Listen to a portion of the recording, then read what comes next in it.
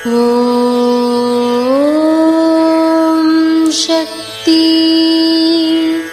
ஓம் சக்தி. ஓம் சக்தி. மகனே, கருவறை பணி செய்யும்போது நீ என் அருகில் இருக்கிறாய்.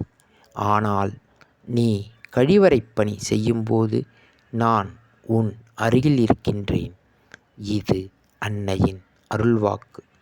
குருவடி சரணம், திருவடி சரணம். ஓம் சக்தி.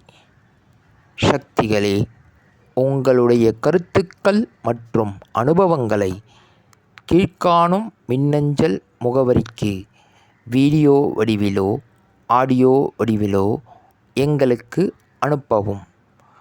மற்றும் மறுவூர் மகிமை யூடியூப் சேனலை சப்ஸ்கிரைப் செய்யவும். ஓம் சக்தி.